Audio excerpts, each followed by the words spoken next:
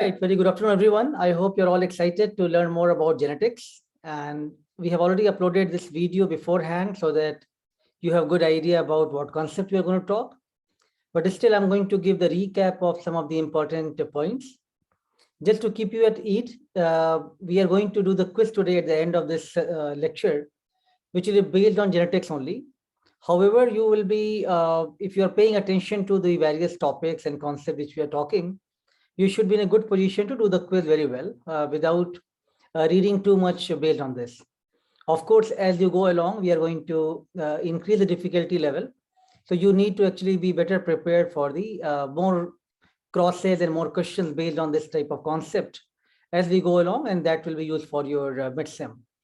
So I'm just going to give you the brief outline that, three major topics I have tried to convey in this particular lecture is starting from the basics of Mendelian inheritance concept, various example of Mendelian genetics, and some of the probability rules, how it can be governed, and one could discuss those based on the Mendelian rules with more mathematical probabilities.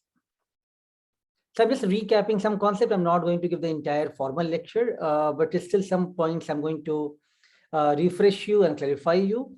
I'm also going to take many questions from the students who have already put in the Google form first.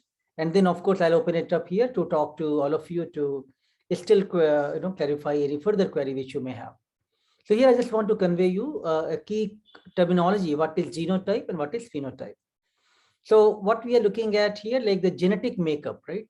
So if the genetic makeup of a given individual or a plant or any living organism we are discussing, that will be covered under the genotype. Whereas if you're looking at the appearance, that is going to be considered as the phenotype. So if we look at these flowers here, the various colored flower here, purple and white flower, what we are looking at only the physical appearance of this, right? So this is the phenotype. So purple versus white is the phenotype. Whereas what kind of genetic composition they have, that is going to constitute their genotype. So what we see here, like, of course, I'll refresh you about the crosses very soon. But what you see here, like the same purple flower may be coming from either the capital P, or capital P, small p, or capital P, small p. Various type of gametes can constitute that, and that is going to give still the same color because it is governed with one of the dominant trait, which is giving the purple coloration. Whereas if this is recessive in the nature, it is going to give the white color. So what we see, like, purple versus white, two different phenotype. However, genotypic wise, there are three different genotypes. One is capital P, one is a small p, and then we have capital P, small p. So just to further clarify here in this cross, what we are looking at phenotypic ratio, which becomes 3:1, 3 of the purple flower and 1 of the white flower. Whereas we are looking at genotypic ratio, where this 3 can be distributed is to 1:2:1. Whereas one is the recessive one and one is the dominant, and these two are heterozygous. If I just clarify you some terminology further here, what is homozygous, what is heterozygous? So now if you look at capital P, or small p, both of these are going to be giving you identical alleles, right? So they are homozygous. Whereas when we have one capital P and one small p, these are giving the different alleles, that is giving terminology as a heterozygous. So these are the kind of terminology which you will be encountered again and again. So that's where this slide is not talking any cross or anything, just giving you idea for genotype and phenotype. Keep in mind, genotypic ratio is 3:1 for this cross, monohybrid cross which we are talking right now, one trait which we are looking at.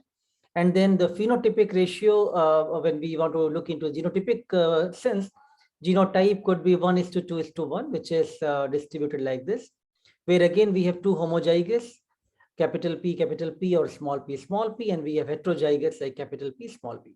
So this slide gives you a lot of terminologies, but that should be quite logical for you to follow it up. Now, just refreshing few concepts which we have been discussing in different even cell organelle when we are discussing about. So gene is given, derived from the sequence of nucleotides, which is going to provide a specific information, which is also heritable in nature. So Mendel that time termed them as heritable factors or heritable traits, while now we know that these are genes which is having the specific sequences which using the new technology, which we are talking about, NGS and other platform like sequencers, can give rise to exact sequence of nucleotides. Alleles are different forms of the gene, which is inherited from both the parents. And therefore, for a given gene, you are harboring two copies of that gene, which are known as alleles. Think about various variation which we have, like the hair color or the hair, various type of hair shape. Likewise, eye colors like the black, brown, blue eyes. All of these are same trait, but having some differences. And those differences are governed from these alleles, right? So now in this case, when we talked about the flowers of Mendelian cross, purple versus white flower, let's think about what makes them different. And that's where I think many of you have also asked some questions in your Google Forms. So what we are looking at, the same gene which is giving rise to this coloration for the flower or deriving the color for the flower, either that turns out to be purple in nature or it turns out to be white flower. So how this thing happens, and that's where I think many of you have asked, like, what governs this type of dominance versus recessive trait, or what is showing this variability for these alleles. Let's think about now decoding this information at slightly more molecular level and biochemical level. So now what we are looking at, a gene which is going to be responsible for the color of this flower, right? So this particular gene sequence is responsible for the coloration of this flower, either purple or white, whatever it is. So now, but when you look at this sequence of CTAAATCGGT, this nucleotide sequence is going to give rise to information with the triplet codons to code for different amino acids and different proteins eventually.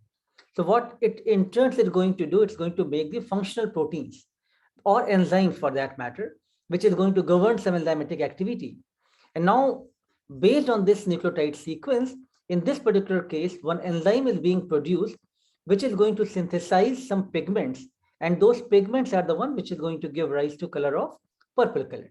So I hope this part is clear that, the purple color that and the dominant trait that does not just come, automatically. It comes through a series of enzymatic reactions, which are governed from a nucleotide sequence of a gene, which is giving rise to this particular pigment to get synthesized. And that looks like the purple in nature.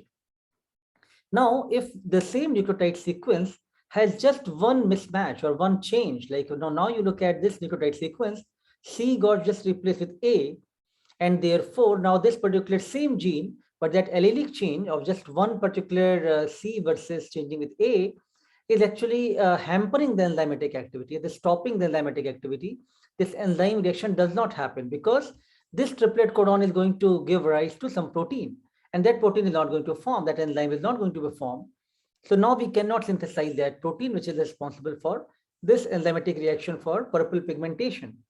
So now you don't see purple color, and what you see is just white color.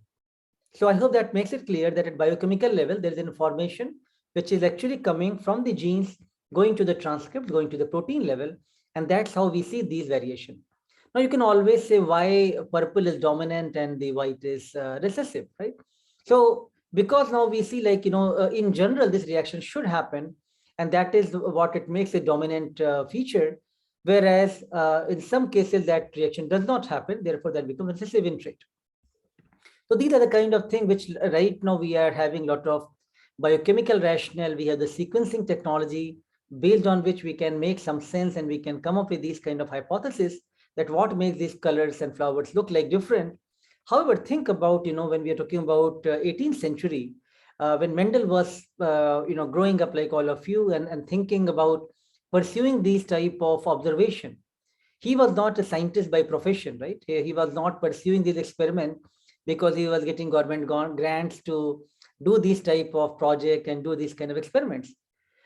It is very interesting probably for all of you to learn his biography, like, and you'll be very inspired that, like all of you who are more engineering aspirant, interested in physics, chemistry, mathematics, and probably do not like biology or do not have interest to pursue a biological career, he was almost the same kind of, mindset.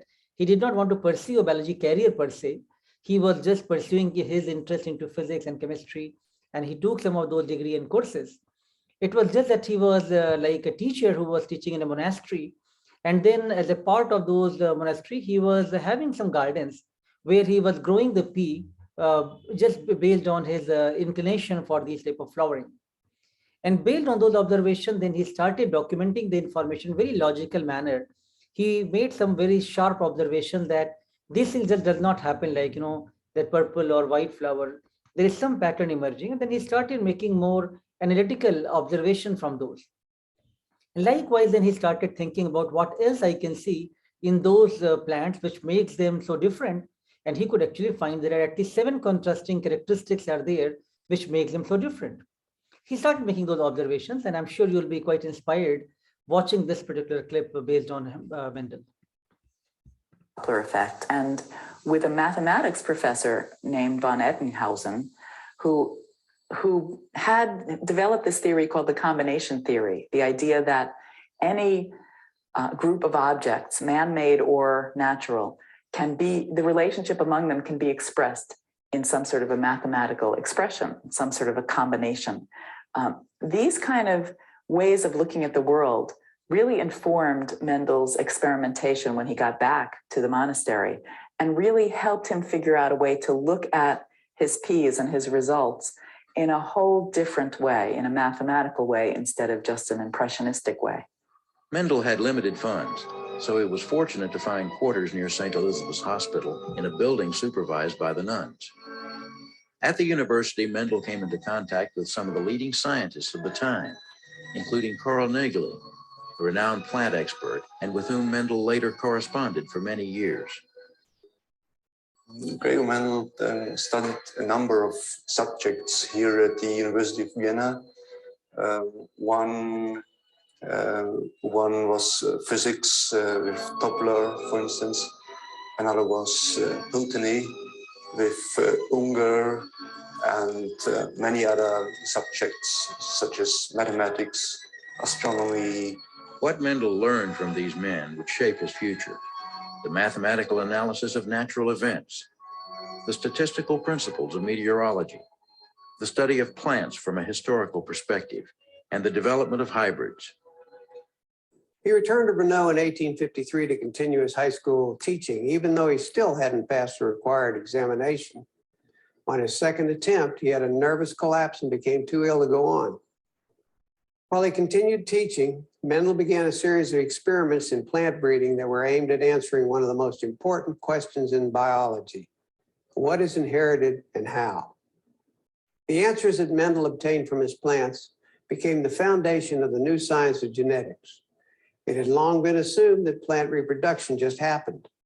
Mendel didn't accept this answer, but pursued an idea introduced by Carolus Linnaeus: plants have sex. When the subject came up in his classes, Mendel described it in some detail, accompanied by classroom giggling.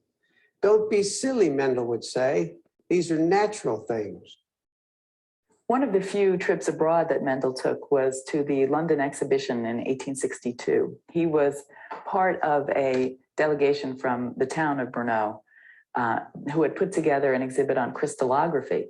It's interesting to think of Mendel having really studied crystallography right around this time when he was also growing his peas and getting ready for his description of inheritance, because crystals, sort of like genes, follow a particular pattern when they pass things on from one crystal to the next. Mendel used peas in his study of plant reproduction. He chose the genus Pisum because it produces fertile hybrids and it is easy to grow. He studied peas to determine how traits were passed from one generation to the next. Others had observed these traits. Mendel was to draw extraordinary new conclusions. Mendel discovered 3 fundamental laws of genetics. First, each trait is determined by a specific element. Today, we call them genes. One gene determines, for example, a person's hair color. Another determines eye color.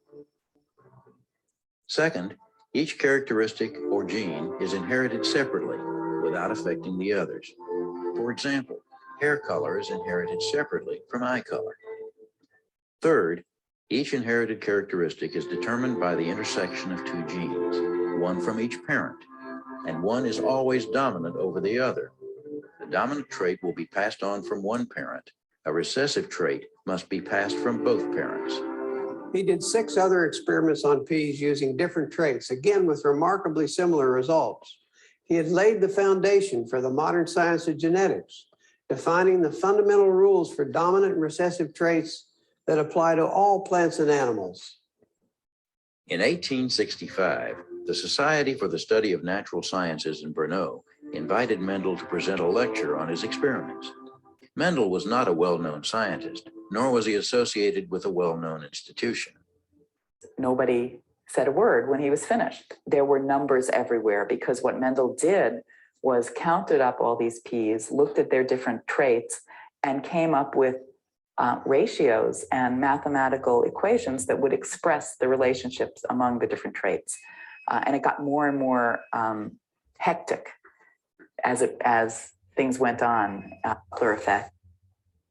All right. So I hope you have probably understood by now that these experiments were done very naturally with the plant breeding interest, and those observations with lot of numerical mathematical values.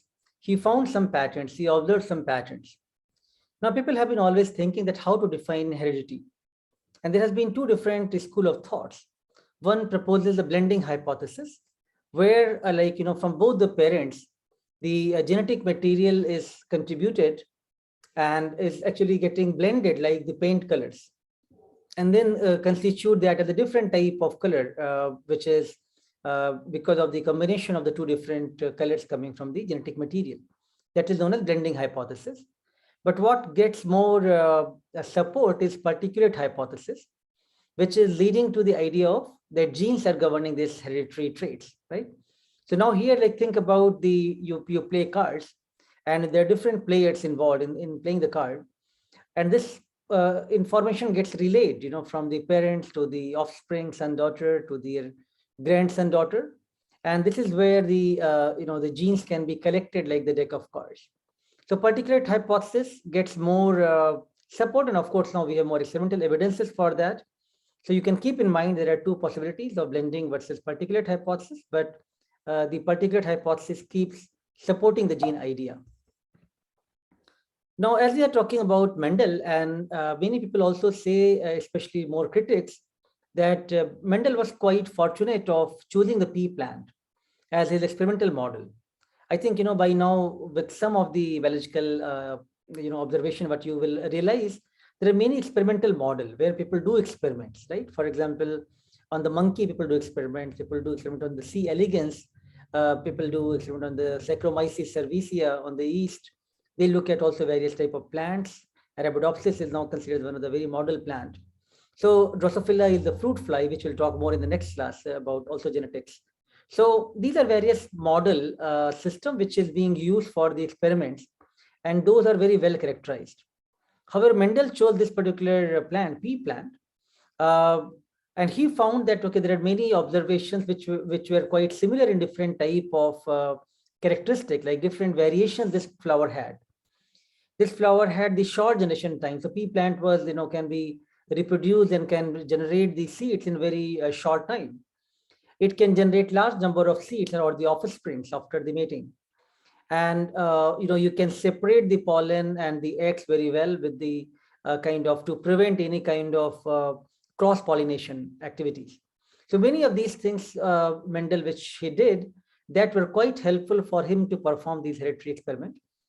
However, people, as I said, critics mentioned that he was quite lucky because the pea plant has a lot of variation, and all of them were actually leading to the same monohybrid ratios.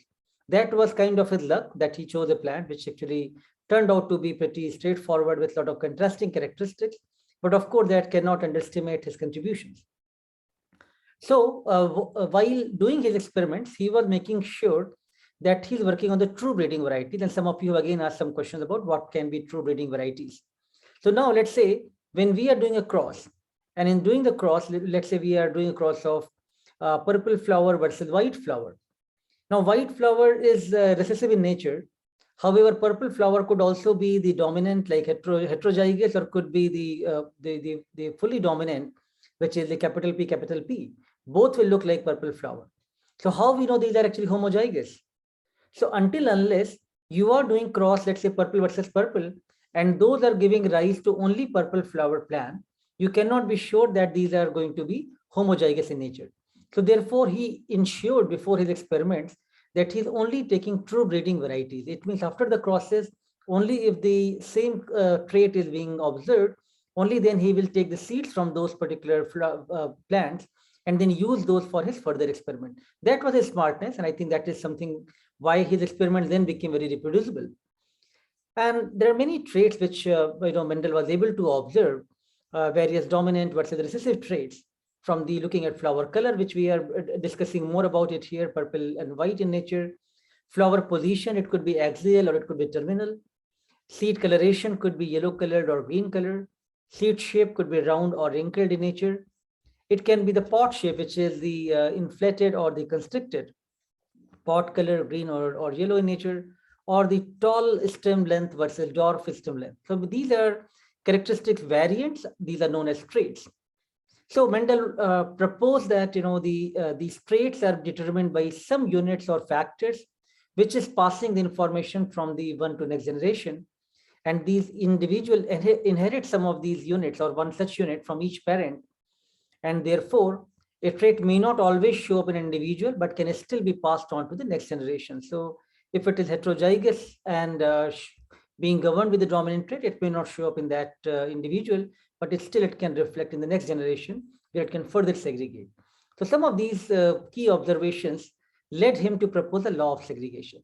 So now here it comes across, which if you are with your pen and pencil or the notebook ready, it's a good idea for you to do these things yourself so that you will start getting more comfortable doing the crosses.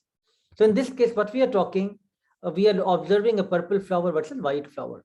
And these are denoted with genetic makeup, capital P, and small p. So now these gametes, which is being generated from this is actually capital P or small p, right? Only one gamete is being made in the parental generation, known as the P generation. Now, when you do the cross with these parental generations, only you are going to generate purple flower in the F1 generation, which is the filial generation or the progeny or the child, right?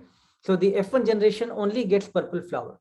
That's what Mendel said, that some traits might be further segregating in the subsequent generation, but they may have these characteristics in that individual. So like in here, it is purple flower, which actually inherits the heterozygous characteristic capital P, small p. And now these gametes can be 50% each, right? Now further, if you are now looking at the next generation or the F2 generation, it's always a good idea to do these crosses yourself by using these, denoting these type of gametes. If you have watched my lecture, when we teach in the classroom, we do ask the student to do these crosses in front of us, and then that makes them more comfortable to do these things as you go along. So please do that. We are hoping that you're all doing it yourself right now. So these gametes, what you generate from the F1 generation is capital P, small p, which comes from the male or the sperm. And likewise, capital P, small p comes from the egg or the female part. Now, when you do this type of cross that is known as the Punnett square, that is going to give rise to capital P, capital P, small p, capital P, and small p, small p. This is where then what we were discussing in the beginning, that you are actually observing now this monohybrid cross where you have the phenotypic ratio 3:1 and genotypic ratio 1:2:1. I hope by now all of these things are getting much simpler and clearer to you. This could be something very interesting, but now you think about same observation we can give you with different contexts, with different type of names. When you have to think about, if we give you dominant and recessive characteristics, you can think about denoting them with PP or AA, whatever term you want to use that for that properties, and you can perform similar type of cross and see can you derive the genotypic ratios or phenotypic ratio based on that. However, now if we think about this particular flower, like purple flower, which could be capital P, small p, or it could also be capital P, like in this case, like both of them are purple flower. How to get this idea that this particular flower which we are looking at having what type of genotypic aspect, what type of gamete constitutes this flower. So a cross which is known to determine this genotype is known as test cross, because you want to test what could be genotype. To do that, you are going to use a recessive flower which is homozygous in nature, and this part is unknown to you. Like the dominant trait is unknown to you. Is that coming from the homozygous or heterozygous. So now when you are going to do the cross, you can have a possibility that this is coming from the homozygous or it is coming from heterozygous. Whereas the recessive flower or recessive plant is always going to be homozygous. So key point here to take note is in a test cross, homozygous is being crossed with the unknown, right? So this is going to be always static. It's going to be always fixed. So in both the crosses, there are two possibilities here which we are exploring. Is the genotype makeup of my flower is coming from capital P or capital P small p? In either case, what we are looking at small p as a recessive trait, which is going to be fixed. And now this part is changing, which is looking at capital P or capital P small p. What you find here in this case, all the offsprings are 100% are purple in nature, which means this particular flower is coming from the capital PX. And in this case, it is 50% purple, 50% white. It means it is having the heterozygous nature, capital P small p. Again, this is something favorite areas for us to ask questions when we can ask you what could be the test cross is being done using what type of the partners, where it can be always homozygous to identify the known unknown gamete constitution. And for doing so, if I tell you that it was always 100% flowers turned out to be purple or 100% flower turned out to be tall in nature for that trait, then it means it should indicate you that the genotype should be homozygous dominant in nature. Whereas in this case, if it is 50% segregation, it is heterozygous in nature. So these terminologies, homozygous, heterozygous, ratios, 100% or 1:1, 50%, all of those should become very straightforward to you. Please do Punnett Square yourself. You will find it very logical. Genetics is something which I think becomes one of the favorite areas for many students taking these courses, because it has a lot of logic and things you will see with a lot of mathematical notation, which can be easy to derive. So far from this particular part of the segment, which I have described in more detail in my lecture, but I have recapped the points here. We have emphasized the law of segregation, which suggests that genes are inheriting the properties from two different alleles. These alleles are having heritable traits which could separate during the gamete formation in the subsequent generation. 3:1 ratio could be observed in the F2 phenotype when we are looking at the monohybrid crosses, and a test cross could be used to determine what can be genetic composition for the unknown seeds or unknown property which you are trying to understand for that given type of individual. So based on these, then further Mendel thought, can we look at more properties like the dihybrid beyond monohybrid. Monohybrid is looking at only one property at a time, whereas there are some properties which are linked to each other. For example, the seed could be yellow in color and it could also be round in shape. Seed could be green in color, but that would also be wrinkled in shape, right? So these are the dihybrid properties. So what we are looking at, two traits simultaneously. We are looking at two properties simultaneously, where we are trying to see, can they also follow any inheritance pattern?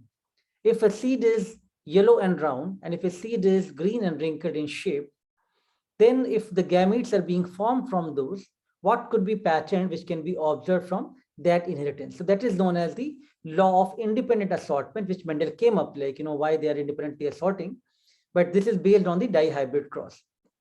Again, law of segregation is based on the monohybrid cross. Law of independent assortment is based on the dihybrid cross. In segregation, we were looking at one property at a time based on the monohybrid, one cross. Here we have to look at simultaneously two crosses, dihybrid, and that is going to give rise to a new phenomenon, law of independent assortment. So please keep paying attention to my hint which I'm giving to you, my statement which I'm trying to draw here. All of those will be somewhere quizzes and questions, right? So these are comparison which we are just trying to draw, which is very straightforward, but these will be all giving you various clues for deriving different type of crosses. So in this case, if we are looking at, these are the dominant traits.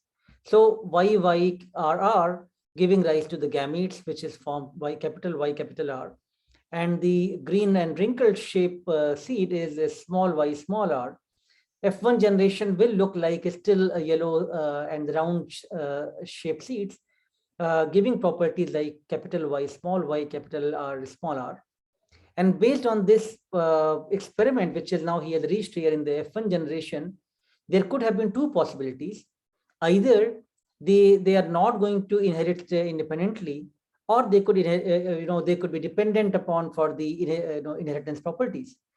So Mendel did not know, of course, what is going to happen. What you see this rule is only because he did this experiment. And if this particular trait was dependent on each other, then the possibility from this F1 generation hybrid, if you now look at this cross, where you can have the capital Y, capital R, and small y, small r seeds. If you do this cross, you are still going to get what you have seen earlier, like, in the monohybrid cross, when it was looking like same 3:1 ratio. However, what he observed that when he was looking at two different properties, they are showing phenotypic ratio 9:3:3:1. It means these are not following the same trend like monohybrid crosses. So what could have been happening here? And therefore, then he thought that, okay, there is possibility that multiple type of gametes are formed here. And therefore, they are forming multiple various type of seeds, which is going to give rise to this ratio. And that's where, after counting these seed numbers, he came approximate same type of ratio. And he made multiple type of properties and came up with almost similar numbers. Again, when we say 9:3:3:1, it's always not exactly same number, but almost there. Like it could be 3.1 and likewise, right? So his second law, which he formulated, was studying two characteristics at the same time, which he mentioned as the gene are assorted independently, like what the traits we are looking at, round versus wrinkled, green versus yellow. All those are actually inherited separately, independently during gamete formation. And that's why in the dihybrid process, we can see this type of seed ratio or the property ratio of 9:3:3:1. So I think, so far what I've already talked is giving you almost fundamentals of Mendelian basics, Mendelian rules, and those are giving you two type of crosses. One is monohybrid cross, one is dihybrid cross. Let's just recap these concepts in a very interesting animation form. These days, scientists know how you inherit characteristics from your parents. They're able to calculate probabilities of having a specific trait or getting a genetic disease according to the information they have from the parents and the family history. But how is this possible? To understand how traits pass from one living being to its descendants, we need to go back in time to the 19th century and a man named Gregor Mendel. Mendel was an Austrian monk and biologist who loved to work with plants. By breeding the pea plants he was growing in the monastery's garden, he discovered the principles that rule heredity. In one of the most classic examples, Mendel combined a purebred yellow-seeded plant with a purebred green-seeded plant, and he got only yellow seeds. He called the yellow color trait the dominant one because it was expressed in all the new seeds. Then he let the new yellow-seeded hybrid plants self-fertilize, and in this second generation, he got both yellow and green seeds, which meant that the green trait had been hidden by the dominant yellow. He called this hidden trait the recessive trait. From those results, Mendel inferred that each trait depends on a pair of factors, one of them coming from the mother and the other from the father.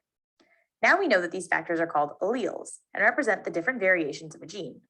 Depending on which type of allele Mendel found in each seed, we can have what we call a homozygous pea, where both alleles are identical, and what we call a heterozygous pea, when the two alleles are different. This combination of alleles is known as genotype, and its result, being yellow or green, is called phenotype. To clearly visualize how alleles are distributed amongst descendants, we can use a diagram called the Punnett square. You just place the different alleles on both axes, and then you figure out the possible combinations. Let's look at Mendel's peas, for example. Let's write the dominant yellow allele as an uppercase Y, and the recessive green allele as a lowercase y. The uppercase Y always overpowers his lowercase friend, so the only time you get green babies is if you have two lowercase y's. In Mendel's first generation, the yellow homozygous pea mom will give each pea kid a yellow dominant allele, and the green homozygous pea dad will give a green recessive allele, so all the pea kids will be yellow heterozygous. Then, in the second generation, where the two heterozygous kids marry, their babies could have any of the three possible genotypes, showing the two possible phenotypes in a 3:1 proportion. But even peas have a lot of characteristics. For example, besides being yellow or green, peas may be round or wrinkled. So we could have all these possible combinations: round yellow peas, round green peas, wrinkled yellow peas, and wrinkled green peas. To calculate the proportions for each genotype and phenotype, we can use a Punnett square too. Of course, this will make it a little more complex. And lots of things are more complicated than peas, like, say, people. These days, scientists know a lot more about genetics and heredity, and there are many other ways in which some characteristics are inherited, but it all started with Mendel and his peas.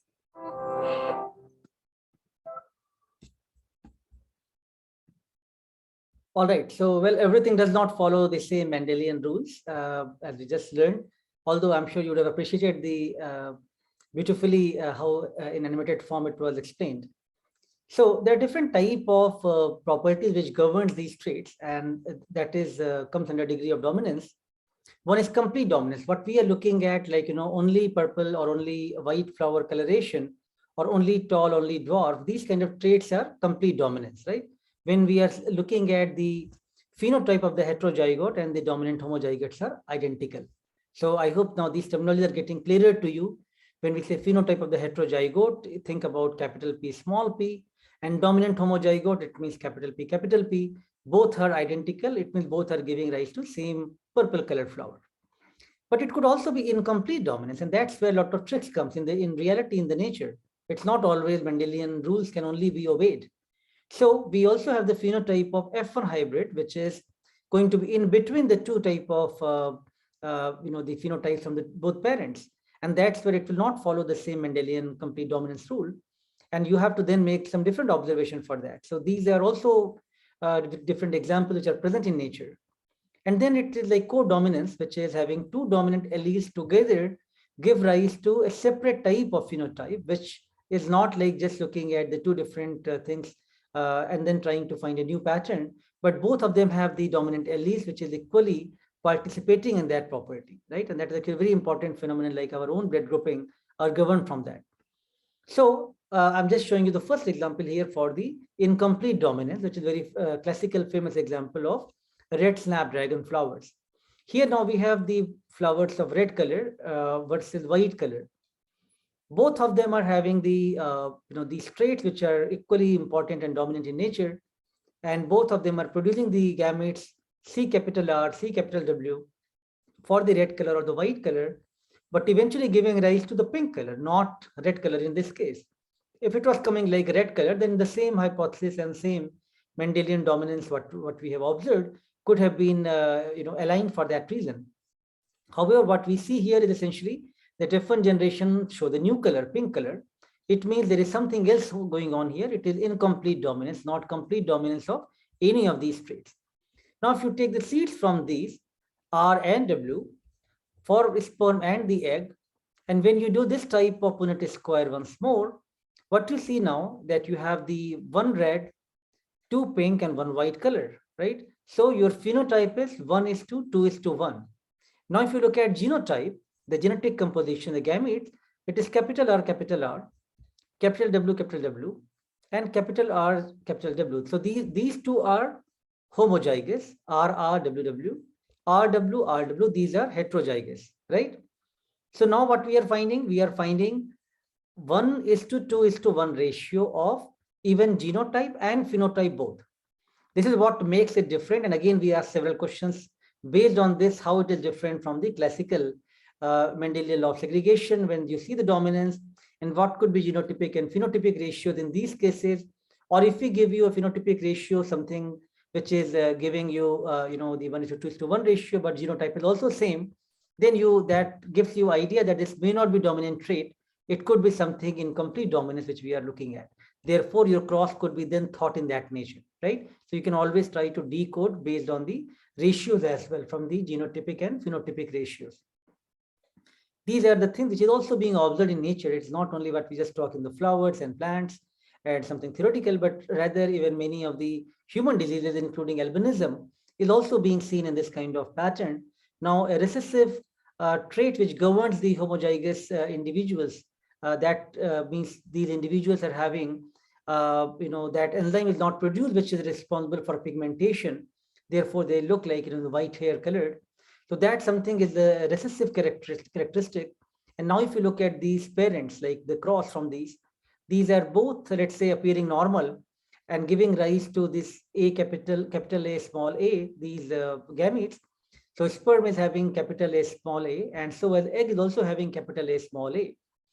Now, if in this particular family, if let's say there are 3 children are born, it may happen that none of them are showing albino characteristic, because this one is capital A normal, capital A small a is also normal, capital A small a is also normal. Both of them are carrier. Whereas only when they are homozygous recessive, only then it is going to show the albino characteristic. It means this particular characteristic to be shown, it has to be homozygous recessive. If in this family 4 children are born, then one is going to show the albino characteristic. If it's only 1 or 2 or 3, and luckily only these are there, then this characteristic is not going to be seen. So therefore, you can think about these kind of crosses and think about the even genetic trees and the pedigree in the family as well, based on these characteristics, if are governed from which traits. Now, most interesting part here is the blood grouping, which all of us have, and that follows the ABO blood grouping, right? Now, what we are looking at, involvement of same gene, but multiple alleles. Same gene looking for the blood grouping, but it's giving multiple allelic form, which is making it variation, and that's why we have AB, and O blood grouping, right? Now, if on the RBC, if you look at these structures like, triangle, circle, so these are the antigens, which is on top of them, which is the sugar form. And that's what you see like, I capital A. So just, keep a note of these notations, like what we have here. For example, if we want to denote the allele for A, blood grouping, it is I capital A or I capital B if the carbohydrate or the sugar moiety on top of the RBC is from the B blood group, then it is I capital B. If both of these sugar forms are absent, then it is none, which is small I. So now let's think about our blood grouping. So for example, if blood group is A, capital A, now we have I capital A, or I capital A, small I. Both of them are going to show the same type of blood group A. However, one could be both dominant, complete dominant, one could be heterozygous, but also at least carrying one of the dominant trait. Or it can be B blood group, and we have I capital B, or I capital B, small I. Again, both of them are going to give rise to B blood group. AB, it means both of these are dominant, I capital A and I capital B, and both of these sugar moieties are present on the RBC. Whereas if both of them are absent, that makes it O blood group.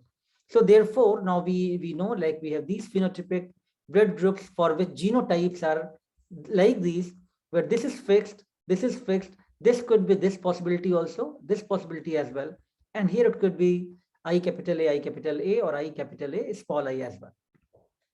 Let me show you how blood grouping can be understood better, and how when you go to any hospital or any clinic center or path lab for any test, in just couple of minutes time, they'll just come and prick your finger, take the blood, and immediately tell you what is your blood group. In fact, we used to have a lot of fun in our class when we do these experiments live, and many students who did not know even their blood group sometime, we try to tell what can be blood group, and some people we ask them to test the blood grouping and don't tell us what is the blood group, and let the test shows what blood group is about. And this whole thing could be done in just a couple of minutes time. So let's see how the biological reactions happens with such an accuracy, which always is so accurate, right? So let me show you this particular blood grouping video, which is very nicely made by Amrita School of Animations. An adult human has about 4 to 6 liters of blood circulating in the body. Blood consists of several types of cells, including white blood corpuscles or WBC and red blood corpuscles or RBC floating around in fluid called plasma. There are certain protein molecules called antigens located on the surface of the red blood cells and antibodies which are in the blood plasma. The differences in human blood are due to the presence or absence of these antigens and antibodies. Individuals have different types and combinations of these molecules. According to the ABO blood grouping system discovered by Karl Landstedt, there are 4 types of blood groups: blood group A, blood group B, blood group AB, and blood group O. Rh or rhesus factor is found on the RBC surface in most people. Like A and B, this is also an antigen, and those who have these antigen are called Rh positive.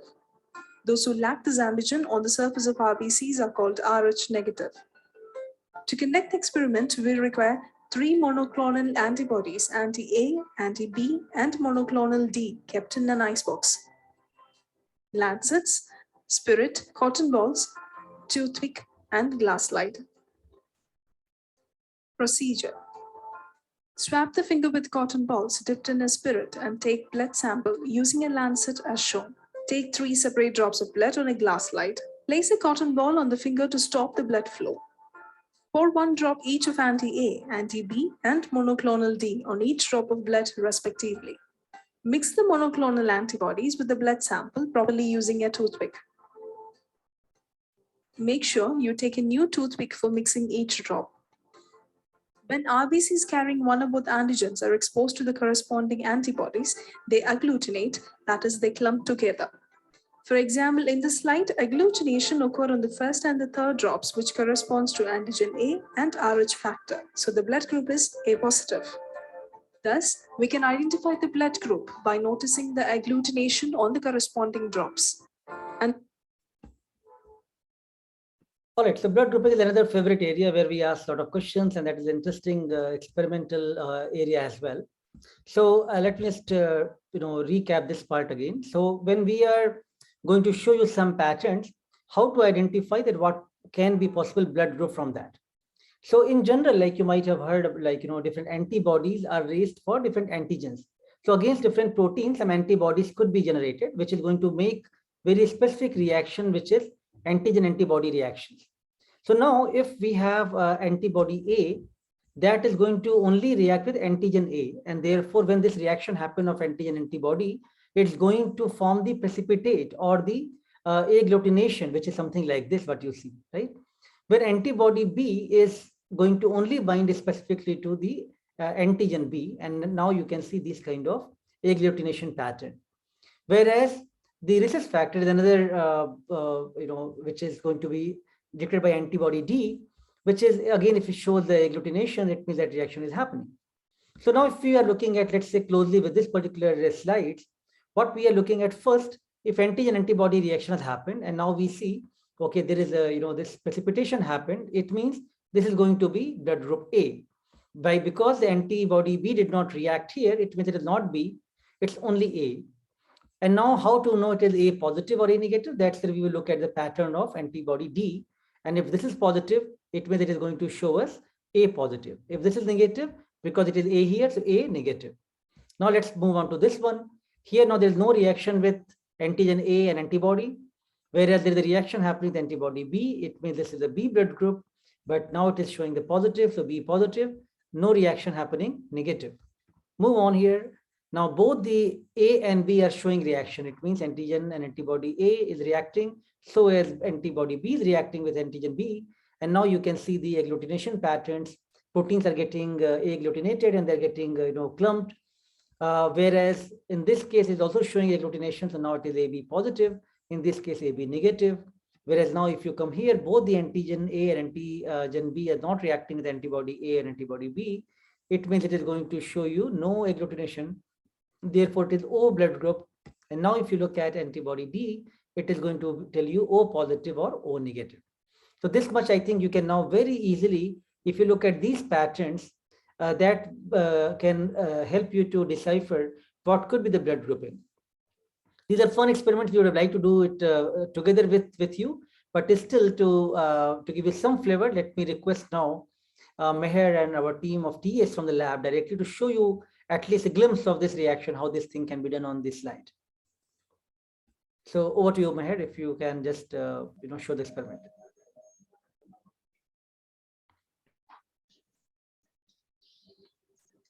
Hello, everyone. Thank you, sir, for giving me this chance to show the blood grouping system. So here in the lab, we'll now show you several steps that are involved for identification of blood group using ABO-RH blood group system. So here we have all the reagents which are required and material which are required for blood grouping, including the slide that is here. And we have the antibodies, that is antibody A, antibody B, and antibody D we have. So now we'll start the step. So before that, we need the blood sample. So for this, we'll take the fresh blood sample. Before that, we have to wipe the finger. And then using this clean lancet, we'll collect the blood sample. So just gently, you have to prick the fingertip and then place 3 different drops on the slide.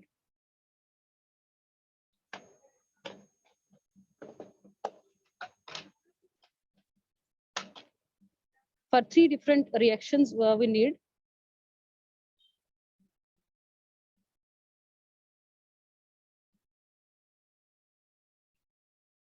So if blood is not coming, so we can gently press our fingertips so that we can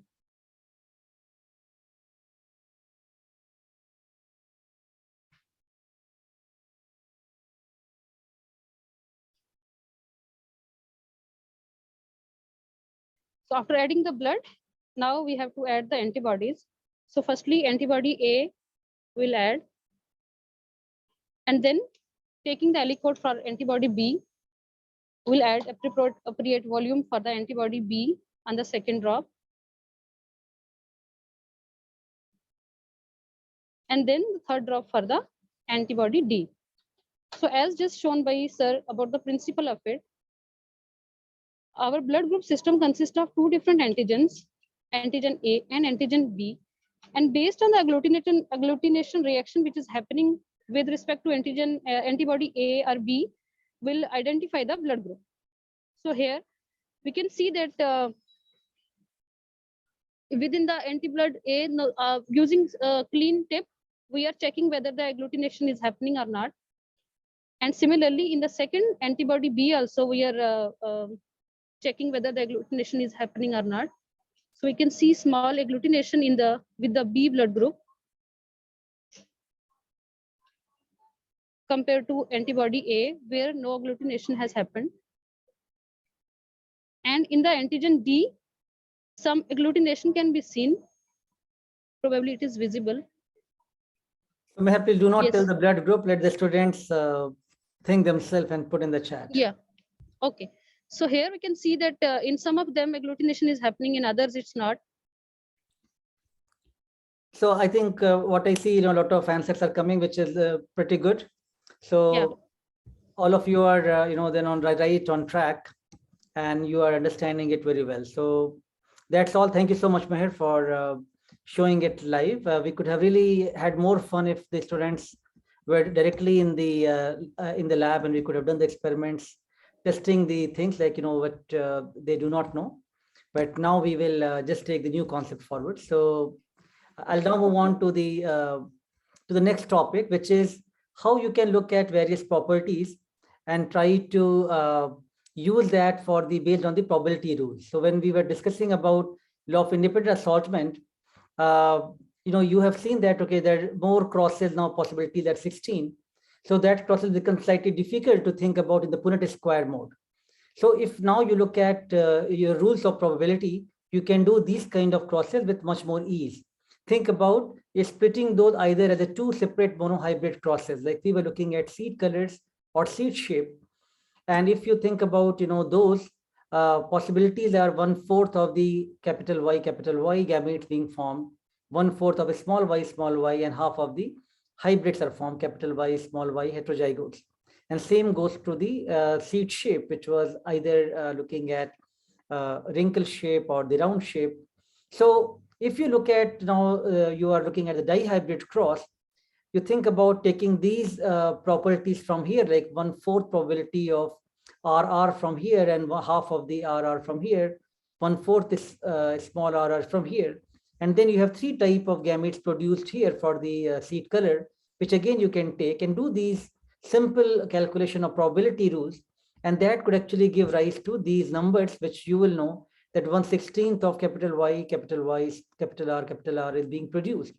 So now many questions will be asked when we will be giving you the genotypes of different hybrids, and you have to look at what could be in that dihybrid cross, how many offsprings are being produced, or some of these type of observation when you can look at based on the probability rules that what could be genotype of these specific type of genotypic composition of these seeds. So these are something which you don't have to make a lot of crosses like this. You can also do like in the individual monohybrids, but it's a good idea for you to go through the probability rules and look at these overall probability. So therefore, the same Mendelian, this cross, which was very difficult appearing at that time. And if you have to memorize all that, is much more difficult. But rather now, if you look at and simplify this cross and look at in the probability rule, it's going to be much simpler for you to do any of the question. What can be number of each of these genotype being produce, what could be their probability.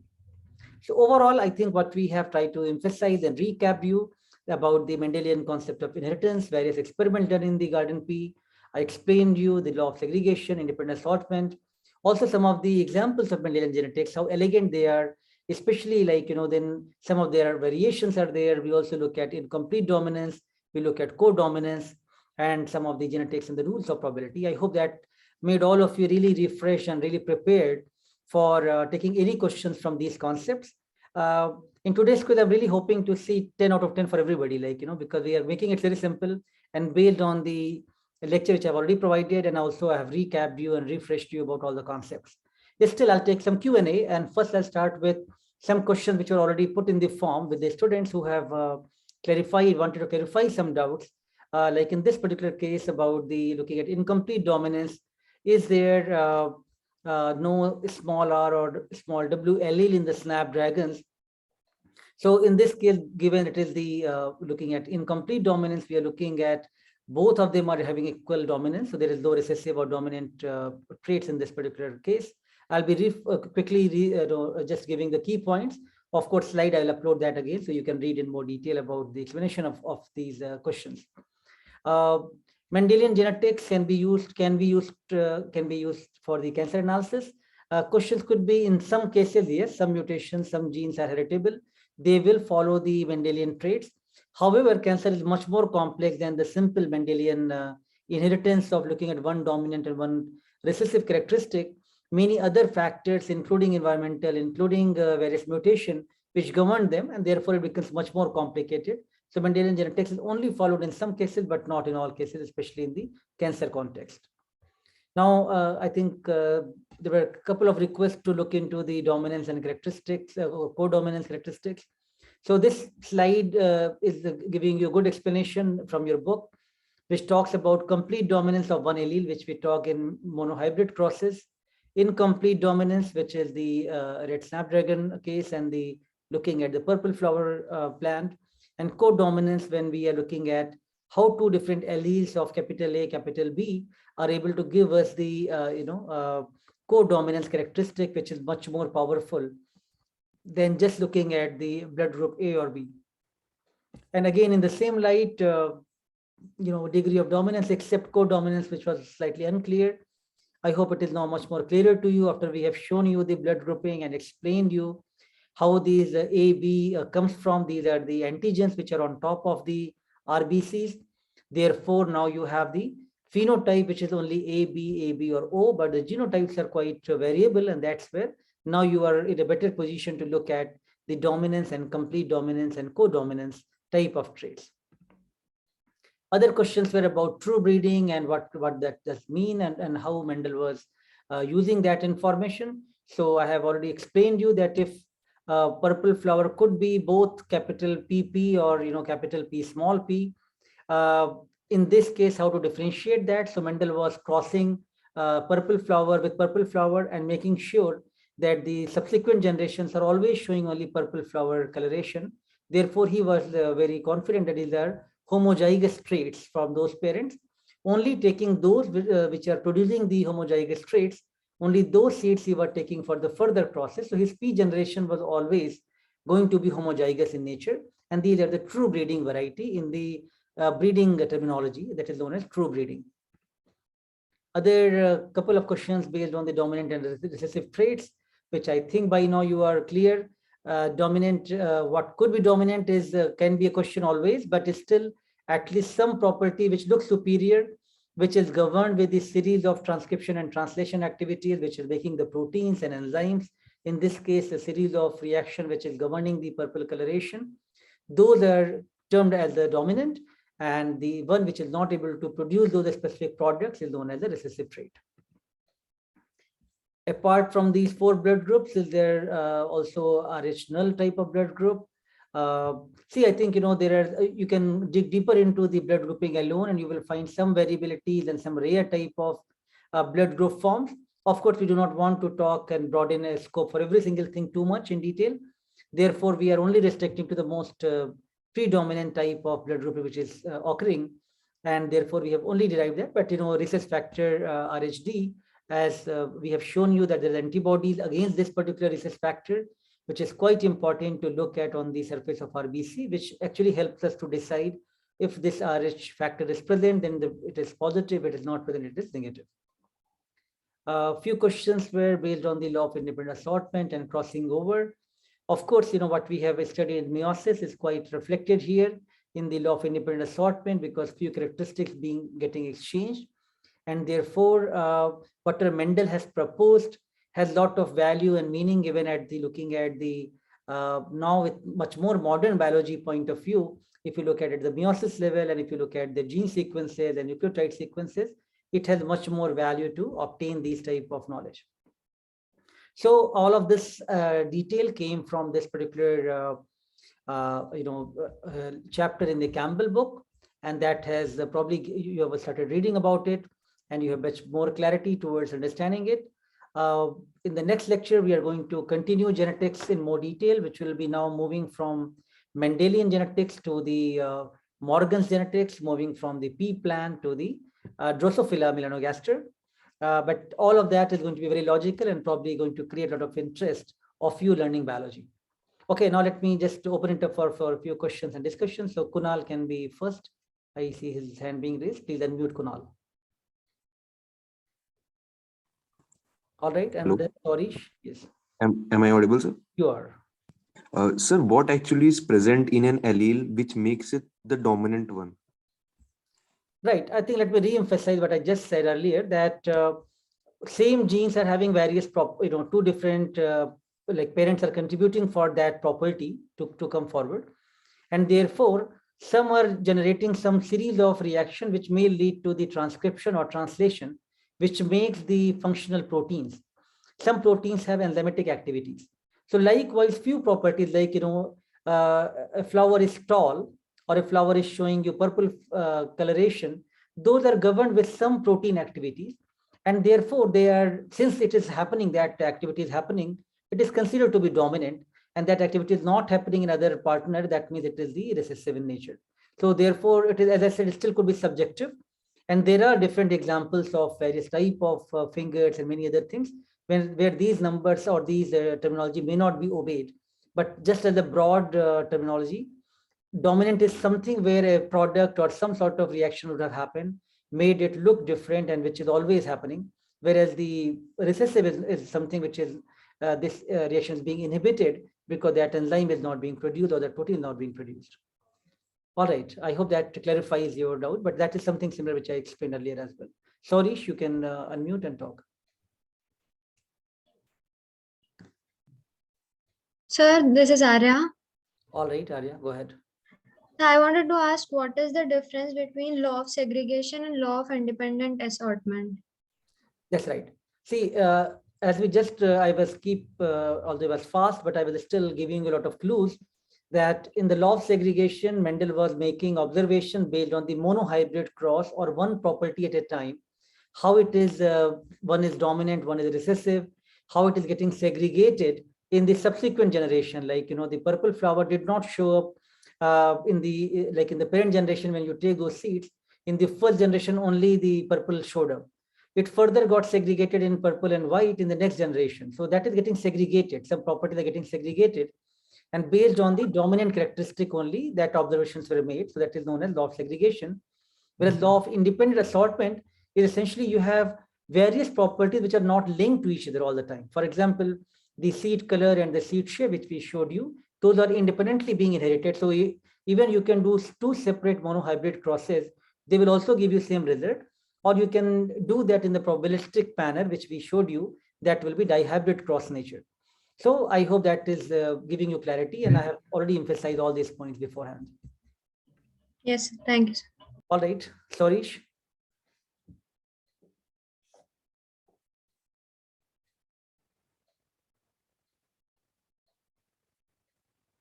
Please unmute. I think let's move quick because we have to do a quiz as well. Yes, sir. Sir, suppose we take one cell and it has two homologous chromosomes, one from parent A and another from parent B. And suppose we are looking at the characteristic of height only, like the plant one, capital T and small t. So while making the proteins, the mRNA will code from both the chromosomes, or will it only take one chromosome and code from that? I think these are excellent observations. First of all, just to clarify you, like, what we are looking at, not the whole chromosome, we are looking at only a gene, right? Each chromosome will have many genes. We are looking at only one gene from that particular, and then for a given gene, we are looking at two different alleles which are coming from the parents. Now, in the process of transcription and translation, which is going to happen subsequently to form the RNA or the protein, the messenger RNA is going to be formed as a product of that entire from both the genes, whatever we have, like from both the alleles of that gene, whatever we have.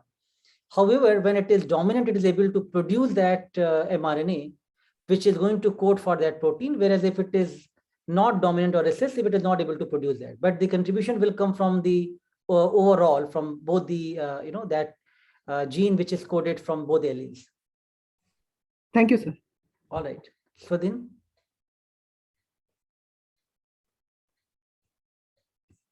Let's be quick, guys. Please keep asking. Those who are done, please, remove your hand, lower your hand. Sir, I want to ask about what is that RH thing? I still don't understand the significance. Well, so I showed that these are some sugars which are present like on our RBC. One was the A and one is the B, which is giving us characteristics of blood group A, B, or AB. Whereas when we are talking about, the RH factor, which is additional antigen present on, in the RBC, but sometime it is present, sometime it is absent, and that's why either we see RH positive or negative, which could be detected from a new antibody, antibody D.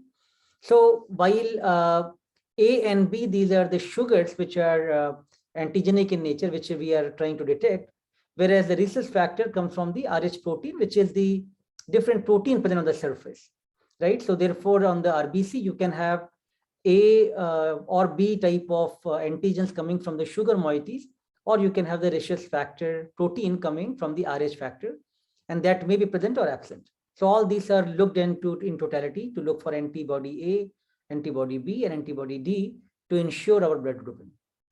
Okay, next is Ankit Raj. Sir, I think they can give the quiz and then can come back to us. Just maybe a minute or so more, Ankit Raj. I think. Ankit, please be quick. We are going to start the quiz shortly. Yes, Ankit Raj. Sir, person having blood group O can donate to all the person. Why it is so? All right, so now you can do the cross yourself and you can do this answer. We have shown you the possibilities of where it is having those antigens, where it is lacking those antigens. So you can answer this yourself. Sir, one more question. Yes, go ahead, fast. Sir, only dominant allele has the effect, but recessive has not. But then why we are mating the only dominant allele has the effect, but why it is so? If in different words, I have been explaining the same thing, that dominant means something is getting produced differently because some new transcripts or new proteins have been produced in response to those superior properties, and that's why we tell them as a dominant. So I think I have already given you example of enzymatic reaction of purple flower. You can try to narrate from that. Okay, thank you. Hemant, yes. Hemant and Kartikeya, please be just 30 seconds and then we are going to start the quiz. Sorry, we will not be able to take any more questions after this. All of you, we are giving you ahead of time chance. Please go through the lectures and try to ask your, a lot of questions, at least whatever curiosity you have also in the Google form. Because, just same question we are repeating here multiple times, it's taking time. Hemant, please go ahead.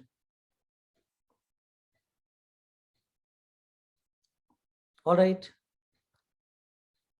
Okay, so we are stopping here right now, I think, because soon you will have another class as well. So we are going to open the quiz in Moodle. All of you, please be just, be careful about reading the questions properly. We have made it really simple based on the lecture only. Make the observations clearly, and you have been given 15 minutes time, but we are hoping you will do very well. And that ends the class for today. Right now, you don't have to come back. You can directly finish your quiz and you can leave. More questions you can put in the Google form. Okay, all the best. We are hoping to see 10 out of 10 for all of you today. Thank you.